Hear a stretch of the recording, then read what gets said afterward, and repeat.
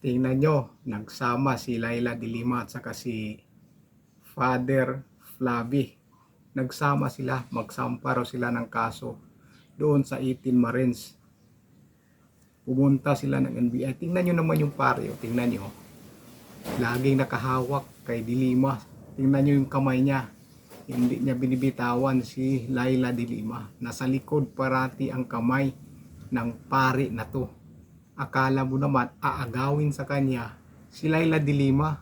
Akala niya makawala na si Laila de Lima sa kanya dahil panay hawak sa kamay. Nakita niyan mula pagbaba ng sasakyan hanggang sa paglalakad, walang tigil ang hawak sa likod ni Laila de Lima. Hawak na hawak, hawak-hawak po ni Father Flavi. Pero para sa akin parang hindi naman pari ito eh.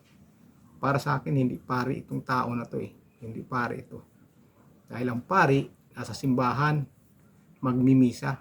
Pero ito panay misa sa social media. Sa social media mo lagi nakikita ito.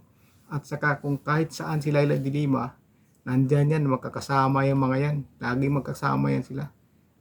Napaka-sweet ang dalawa.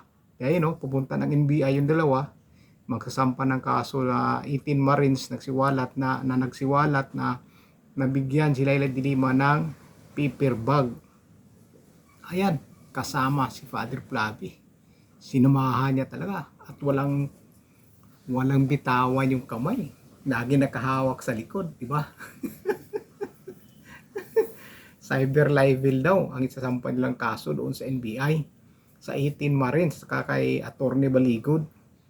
Maganda to mga kababayan para dito magkaalaman po kung talagang totoo na nakatanggap si Laila de Lima ng pera. Pero hindi po magsasalita siguro yung 18 Marines o isa dyan sa 18 Marines na nakatanggap talaga si Laila de Lima. Sigurado po, naniniwala po ako. Naniwala po ako na totoo po ang sinasabi ng mga ex-Marines na yan. Naniwala po ako talaga 100%.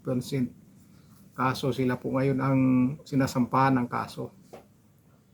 Imbis na imbestigahan yung mga sinasabi nila kung totoo o hindi, sila ngayon ang sinasampahan ng kaso. Pero napakaganda ito para mas lalong lalabas at lalabas yung mga nalalaman ng 18 Marines kung sino-sino pa yung mga tao na binibigyan nila ng pera o dinadalhan nila ng pera na galing kay Saldico. Maganda ito mga kabayan. Kapag napatunayan ito ng mga 18 Marines na yan na talagang nakatanggap o napadalhan o dinalhan nila ng pera, ito si Laila de Lima, sigurado po katakot-takot, nakahihiyan ang mangyayari sa kanya. Katakot-takot po talaga. At sana parihas yung parihas yung pagtimbang-timbang ba. Sana parihas pagdating sa korte, sana parihas. Sana mapakinggan po talaga yung mga sinasabi ng ex-Marines. Yung pagdi-deliver nilang mali-malitang pera.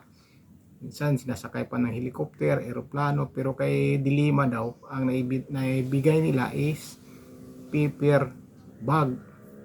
Paper bag po na may lamang pera ang binigay nila kay Laila de Lima. Yun ang hinatid nila doon. Pero ngayon, nagsampa ng kaso. Kasama pa, napaka-sweet yung dalawa. Tingnan niyo yung mga picture na yan.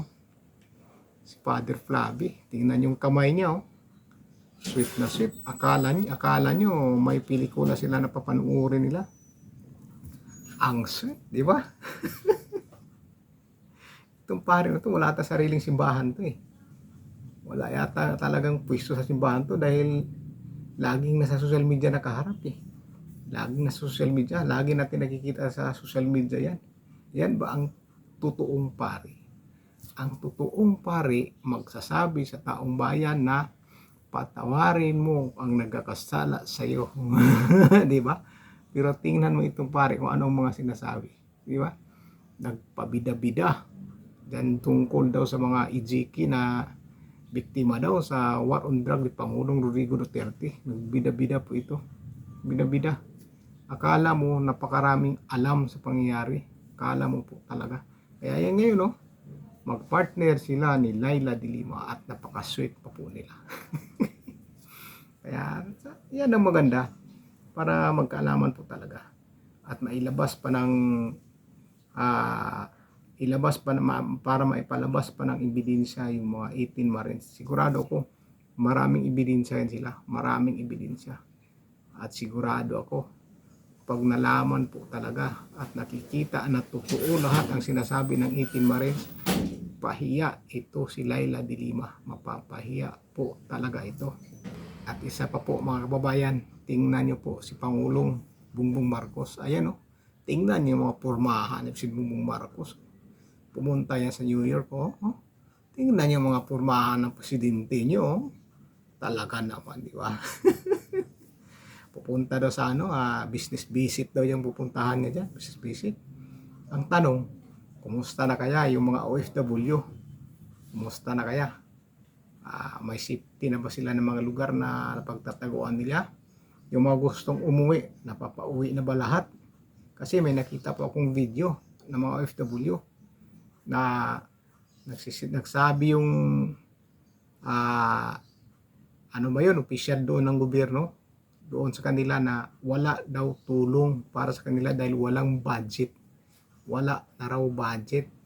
May nakita lang po akong video. Hindi ko alam kung gaano katotoo yun, pero sabi ng opisyal doon sa mga OFW, wala na raw pundo galing daw sa Maynila.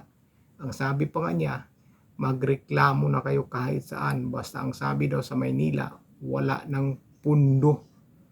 Wala na raw pundo. Sabaga, wala lang pera pang gastos, pang kuha siguro sa mga OFW na gustong umuwi o magbigay naman lang doon ng mga ayuda para sa pagkain.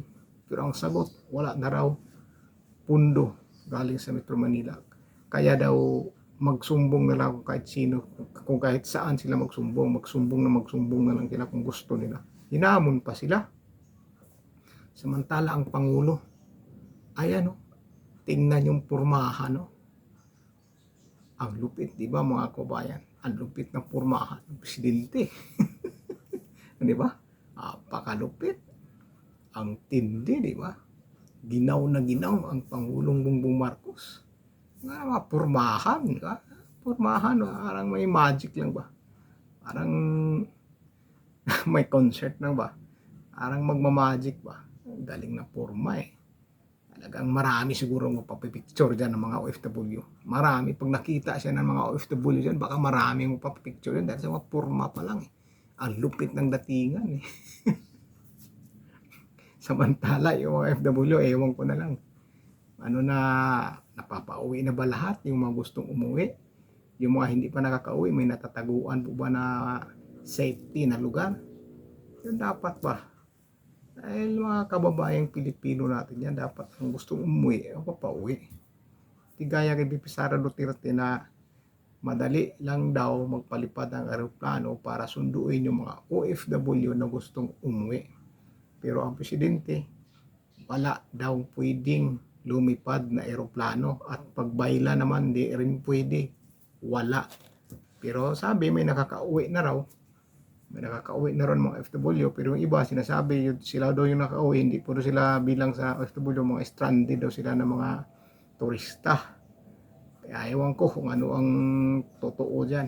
Basta ako napanood ko lang si President Bongbong Marcos na sinabi niya hindi pwede magpalipad ng eroplano. Pag sa baylan, hindi rin pwede.